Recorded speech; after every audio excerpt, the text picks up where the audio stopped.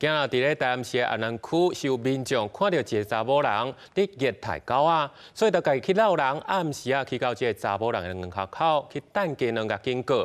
警方是表示，这等鸡卵的人会依照刑法甲上班，虐待狗的人会照动保法上济罚到7.5万。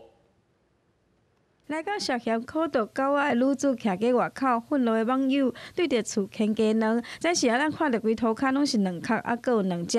调查人员无用来清理。27号迄天，女子互翕到故意甲食饭当中的狗仔重摔伫涂骹，佮甲锁仔甲伊底，害伊吊伫空中。影片伫网络引起着真侪人的愤慨，真侪人自发性到现场来呛声牵鸡卵。欲搜寻虐狗民众住处而聚集。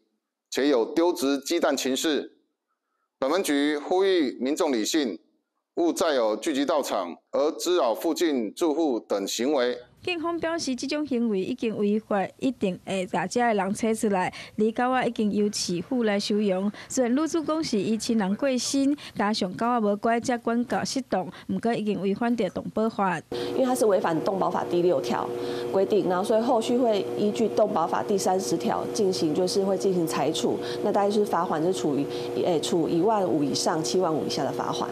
伊讲伊只是咧照顾狗仔，毋是原本的主人，毋过嘛是爱面临上悬7.5万块的罚金。而伊的主人嘛有可能因为无甲狗仔保护好，互开发。兽医初步检查发现狗仔情绪也是真紧张，未来等伊状况稳定了后，会帮伊找新的主人。而涉嫌苦毒的女子，还佫有狗仔原本的主人，以后嘛拢袂当搁再领养动物。